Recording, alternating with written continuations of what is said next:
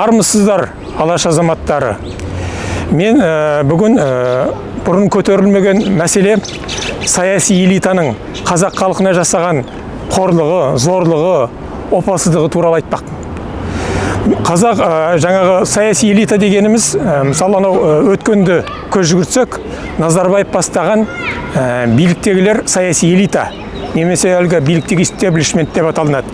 Оған жататындар жаңағы Назарбаев бастаған, Қасымов, ішкі істер министрі Жаңаөзенге қатысы бар, Қожамжаров, прокурор, Мәсімов, білесіздер кім екенін, Самат Әбіш, Тұрғанбаев, ішкі істер министрі, Нығматуллин, Асанов пен Мәмидің тұсында 50-ге жуық адам саяси сотталған және заңсыз сотталғандар.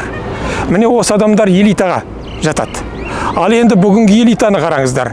Бұл элита еш уақытта саяси элита сайланып қойылмаған, кездейсоқ келген, жаңа сыбайластықпен, жершілдікпен келгендер. Мысалы қазіргілерді Тоқаевты бастаймыз. Оның ішіндегі ең 20-30 жыл отырғандары Карин, Ерлан, ішкі саясатты басқарып отырған, Қазақстанда адам құқығын шектеуге тікелей қатысы бар. Әшімбаев Мәулен, Асылып, бас прокурор, Сәденов, МВД-нің бастығы, Қошанов, Нұрдәулетов Ғизат мырза қаңтар қырғынында бас прокурор болған. Бұл кісі мынау шапыраштылардың бір ауылынан 10 шақты генерал шыққан, сол генералдың біреуі. Қазір қауіпсіздік кеңесінің төрағасы болып отыр, хатшысы болып отыр. Ал бұл ескі Қазақстан ба, жаңа Қазақстан ба сонда? Көрдіңіздер ме? Сұрақ осылай қойылады. Келесі жаңағы Кәріпбеков, Жүйріктаев, мына Ауғанбаев деген бар Алматыда зампрокурор, Мерғалиев, Дәдебаев, Тасмағамбетов, Мұхамеджановтар, бұлардың барлығы жаңағы жаңа Қазақстанның саяси элитасы. Ал енді қараңыздар, 20-30 жыл мына қаңтарға қатысы бар, барлық Қазақстандағы жаңағы заңсыздықты жүзеге асырған Назарбаевтың жаңағы жандай шаптары болғандардың барлығы қазір билікте отыр. Мысалы келтірейін, Ғизат Нұрдәулетовті айттым, Асылып мырза жаңағы бірнеше рет жаңағы қазіргі саяси сотталғандардың жаңағы ішінде Дики Арман деген бар, 20 жылға сотталған. Осы Дики Арманды өз соттайтты. Асылып былай бағалапты, сен қазақтың батырсың деп. Ал менің сұрағым бар, онда сол батыр неге 20 жылға сотталады? Екінші сұрақ, жаңа Искаков деген 15 жылға сотталған КГБ-нің полковнигі бар. Ол жаңағы Жүйріктаевтың осы қаңтар қатысына барын айтты. Ол 15 жылға сотталды. Неге сотталады? Келесі, мынау жаңағы Қожамжаров, өздеріңіз білесіздер, Қарғосқа қатысты мәселе қазір көтеріліп жатыр. Анау Нығматуллиндердің рейдерлік әрекеттері және басқа да Тұрғанбаев, Самат Әбіш, бұлар қаңтардың, анау Мәсімов, бұлардың барлығы жаңа элитаның адамдары ғой, жаңа Қазақстанның. Ерлан Карим мырза айтады, біз жаңа Қазақстан құрып жатырмыз деп. Жаңа Қазақстан ескі адамдармен құрылмайды. Оны оқушы балалар да біледі. Екіншіден сіз айтасыз, президент айтты, әділетті Қазақстан дейді. Әділетті Қазақстан неге әділетсіздік жасайды? Не ішкі істер министрі, не Асылып бас прокурор, не Дәдебаев әкімшілік. Ешбір жаңағы өзінің өтінішімен барған адамдарды қабылдамайды. Неге қабылдамайсыздар? Айтыңыздар. Сіз мына Қазақстан жері сіздердің әке шешелеріңізден қалған мұра емес қой. Бұл барлығына ортақ. Түсіндіңіздер ме? Адам баласы.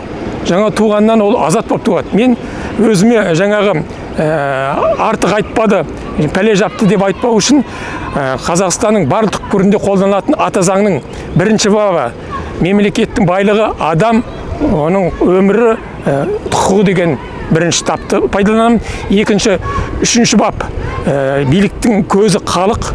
Келесі 12-ші бап барлық адам туғаннан құқығы абсолютті деген.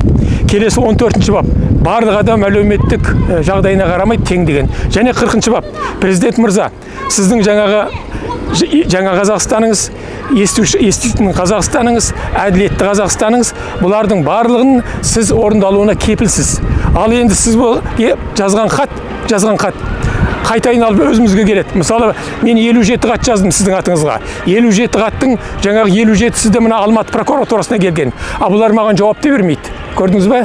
Бұл қандай нәрсе? Бұл жаңа қызметтік жалғандық жасау, немесе биліктегі жаңағы асыра сілтеушілік болып есептелінеді. Енді депутат мырзалар, мен өткенде бір депутатқа айттым, Асыловтың жеке приемына қабылдатшы деп. Ол саяси сауатты, оппозицияда жүрген адам. Маған айтады, сіз прокуратураны ылғи сынайды екенсіз, сізді қабылдамайын дейді. Айналайын, оның жеке меншігі ме? Бұл не деген сауда? Айтыңызшы. Ол депутат айтады маған, не ври, не проси, не вер дейді. Ана түрмедегі жаргондарды. Сонымен мен қалды, менің 30-ші бапқа сүйеніп жазған сауалым далада қалды. Екінші депутат Айдос Сарым жақында айтады, сіздер ғаламтор арқылы, митинг арқылы билікті қорқытпайсыздар дейді, қорқыталмайсыздар дейді. Билік қорықпайды дейді. Билік қорықпаса неге митингге рұқсат бермейді? Айдос мырза, жауап беріңізші. Біз екеуміз бір-біріміз жақсы танимыз. Айтыңызшы, неге билік рұқсат бермейді? Және бұл сіздің айтатын сөзіңіз емес қой, Айдос. Сен өте саяси сауатты едің ғой. Ал келесі депутат жаңағы мен Жүйріктаевтың қаңтарға қатысы барын мінберді айт деп жазған қатыма Магер Рамов деген депутат жазып жіберіпті. Депутатқа қалай да әсер етуге болмайды деп. Бұл не деген жауап, депутат мырза? Ал енді оны қайтадан жаздым мен, бұл жауап түсіндіріс деп. Мен 30-ші бапқа сүйеніп жазып тұрмын ғой. Әр азамат мемлекетті басқарушысына қатысы бар, қатысуға құқылы деген. Ал ол маған депутат Имашева деген комитет сот реформасының бастығы, құқықтық реформаның бастығы Имашева Снежана деген айтты, сізге түсініктеме берілді ғой деп. Айналайын, сауатыңыз осыған ғана жетті ме? Сіз маған қайтадан түсіндіріңіз. Депутатқа қалай да бір әсер етуге болмайды деген не деген сөз? Міне, сіздер депутаттар, сіздердің барлықтарыңыз отставқа кетулеріңіз керек. Сіздерді ешкім сайлаған жоқ. Ешкім сайлаған жоқ. Естеріңізде болсын. Сіздер халықтың жаңағы құқығын, анау туғаннан, жаратылғаннан берген құқығын таптап отырсыздар, қорлап отырсыздар. Сондықтан сіздер дереу отставқа кету керексіз. Екінші, ең басты сұрайтыным, президент мырза, сіздің айтқан сөздеріңіз рас болса, мына Алматының прокуроры бұрынғы Жүйріктаевты, қазіргі Кәріпбековті, Ауғанбаевты орынбасарын қазір отставқа жіберіңіздер. Өйткені олар қылмыс жасап отыр. Халықаралық саясатта рекрутирование политический элит деген ұғым бар. Бұл дегеніңіз қоғамда, шетелдерде жаңағы саяси элита үнемі жасақталып, қайталанып, өзгеріп отырады. А бізде 20-30 жыл бойы отырады. Мысалы, анау Қошанов дегеніңіз бұғанға дейін 20-30 жыл отырған Назарбаевтың барлық жаңағы бастамаларын қолдаған. Енді келіп супер президенттік билікті сынап жатыр. Қошанов мырза, сізге сұрақ. Сіз анау ақсақ қой түсіңе маңырайды деген сияқты енді келіп жаңағы супер президенттік билікті сынап жатырсыз. Сіздің бұл сөзіңіз саясаттағы сайқалдықтың туындысы, есіңізде болсын. Сайқалдықпен айналыспаңыз. Халық ол бәрін біледі. Халықтан білімді емессіздер сіздер. Түсіндіңіздер ме? Сондықтан сізге сұрақ осы. Саяси элитаны жасақтайсыздар ма, жоқ па? Халықтың құқығын шектеп, білгендері істеп отыр. Даже жеке қабылдауға да жазбайды, жолатпайды. Бұл не деген? Ол жеке меншігі ме? Бұл осы адамдардың анау әкелерінен қалған мұрама, бұл Қазақстан жері барлық қазақтың, барлық осындағы тұрғындардың жеке несі, құқығы бар оның. Бұл мемлекет, естеріңізде болсын. Мемлекетті халық құрайды, оны да біліңіздер. Сондықтан мен отставка сұраймын. Мына жаңа Қазақстанды құратын ескі кадрлардың барлығын тазалау керек. Халықты қорлауды, зорлауды тоқтатыңыздар. Кәріпбековті, Жүйріктаевты, жаңа Ауғанбаевты отставқа жіберіңіз. Менің талабым осы.